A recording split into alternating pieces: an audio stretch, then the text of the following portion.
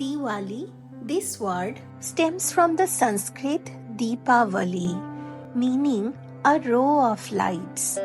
At its heart, Diwali celebrates spiritual awakening, a journey from darkness to light, ignorance to wisdom. The origin of Diwali can be traced back to ancient Hindu scriptures, particularly Puran, Ramayana, and Mahabharata. Vishnu Puran mentions Deepavali as the celebration of the return of Lord Ram after 14 years of exile. One may wonder what was so special about this return that society has held on to this celebration for thousands of years. To understand, we must delve into the oldest epic of the world, written in 24,000 verses by sage Valmiki. Ramayana, meaning the journey of Ram.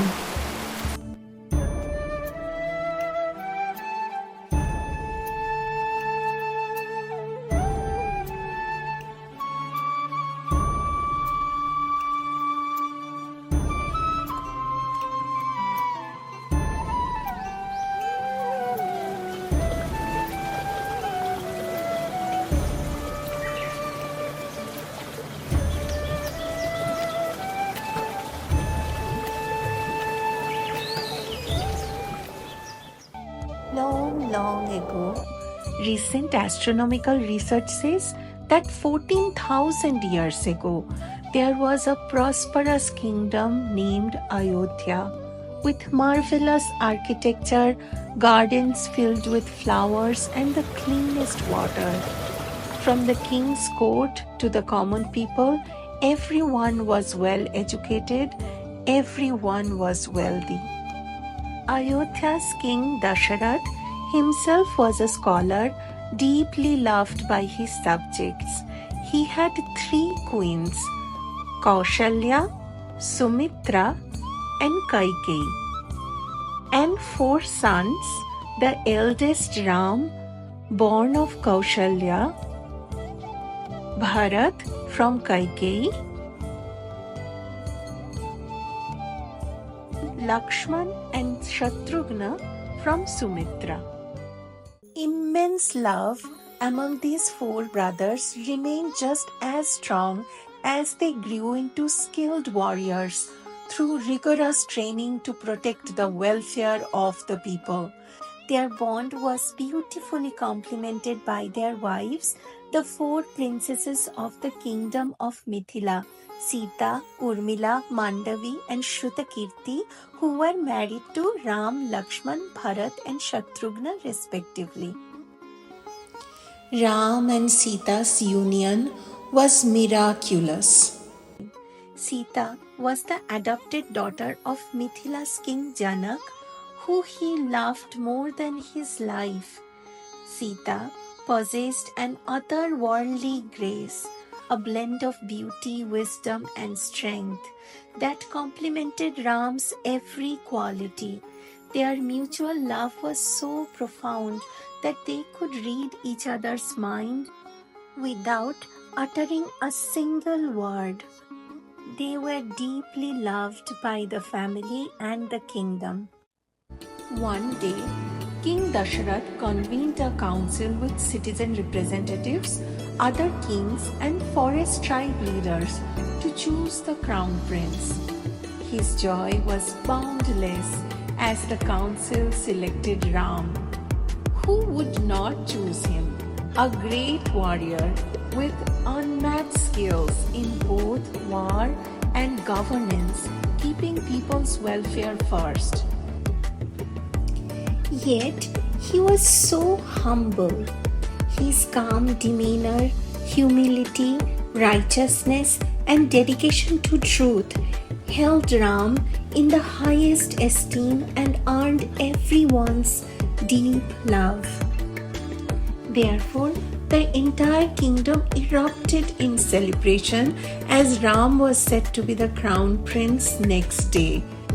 But then, the story shows us how the happiness of an entire kingdom can be shattered by the jealousy of just one person. That person was Manthara, the special maid of Queen Kaikeyi. Like Kaushalya and Sumitra, initially Kaikeyi was delighted too at the news of Ram's coronation, as she had never differentiated between Ram and Bharat thus far.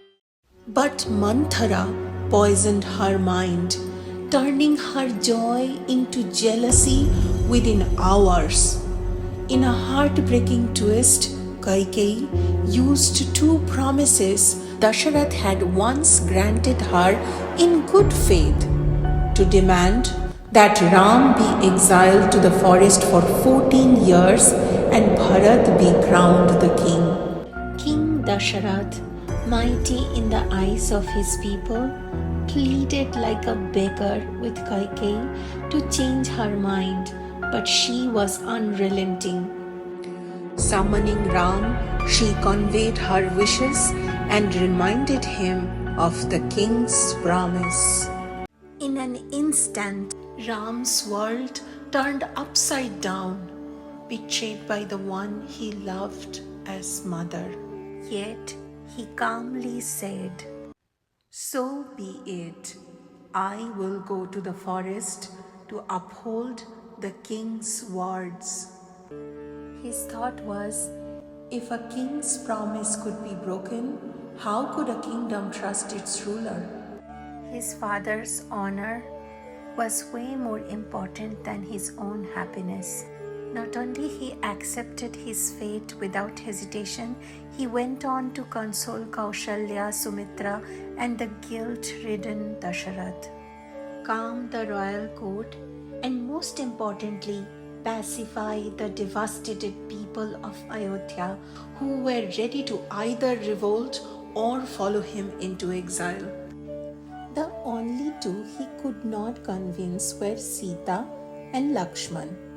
Sita instantly sacrificed everything to accompany Ram wherever he goes, and Lakshman's dedication to Ram was so strong that he could not even imagine being apart. The two brothers have always been inseparable. In Valmiki's words, Ram's life was not in his own body but resided in Lakshman's. Kaushalya's grief was beyond words, especially letting Sita accompany Ram into exile broke her and King Dasharath completely. While one stepmother's insecurity ruined Ram's life overnight, his other stepmother, Sumitra, did not even attempt to stop her son Lakshman from accompanying Ram into exile. Instead, she said this to Lakshman: "From today, consider Ram as your father and Sita be your mother. Serve them to your best ability. Stay well, my child." Over centuries, Kaikeyi's nuisance gets a lot of highlight in storytelling as it sets the course of Ram's unique journey. But Sumitra's unconditional love for Ram and Lakshman's wife Urmila's silent sacrifice also worth mentioning a million times.